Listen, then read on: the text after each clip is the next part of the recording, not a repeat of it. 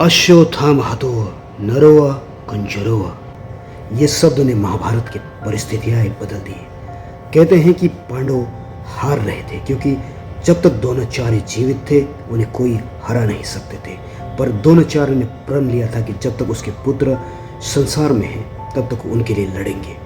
इसीलिए श्री कृष्ण ने रणनीति बनाए और ये अफवाहें फैलाया गया कि अश्वत्थामा मारा गया, क्योंकि जब तक अश्वत्थामा मरने का खबर द्रोणाचार्य तक नहीं पहुंचते वो अपने अस्त्र शस्त्र को नहीं त्यागते थे, क्योंकि वो पुत्र मोह में थे। इसलिए एक रणनीति बनाए गए, कूटनीति के आधार पर ये अफवाहें समाचार फैलाए गए कि अश्वत्थामा मारा जा चुका है। तब द्रोणाचार्य ने यह सवाल युधिष्ठिर से पूछना चाहा, क्योंकि युधिष्ठिर धर्मराज थे, कभी झूठ नहीं बोल सकते थे। इसलिए उन्होंने जैसे ही युधिष्ठिर से पूछा तो युधिष्ठिर ने उन्हें जवाब दिया, अश्वत्थामा हतो नरो व कुंजरो, अश्वत्थामा मारे गए। ये शब्द सुनते ही द्रोणाचार्य काफी हताश हुए, पर उसके पीछे के शब्द को वो नहीं सुन पाए।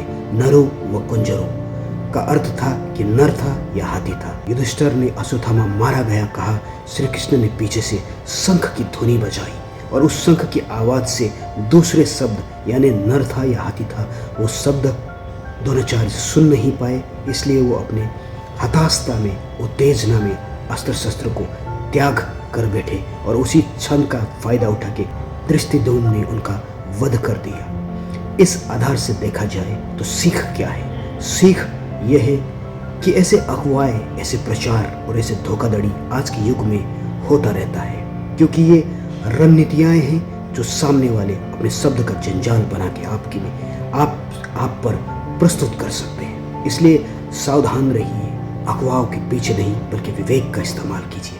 सामने वालों की साइकोलॉजी को समझने का प्रयास कीजिए कि किस आधार पे वो ये बातें कर रहा है और क्या फ़ायदा हो सकता है इस बातों से उसको। इसलिए जब तक खुद न उस सिचुएशन को देख लो, एनालिसिस कर लो या परख लो, तब तक किसी के बातों का विश्वास न करें, वरना अश्वत्थामा के फैलाए गए प्रचार के भांति गलत प्रचार आपके जॉब, व्यवसाय या जीवन खुशहालीता में एक बहुत बड़ा प्रभाव ला सकता है, एक हताश असफलता का सागर ला सकता है। इसलिए दूसरों की अफवाहों में नहीं, खुद के विचार को ज़्यादा विचारिए, भावनाओं को नहीं बल्कि भावनाओं के पीछे होने वाले रिएक्शंस, प्रतिक्रिया को समझने का प्रयास कीजिए। यही है महाभारत का ज्ञान जो हमें सीखना है।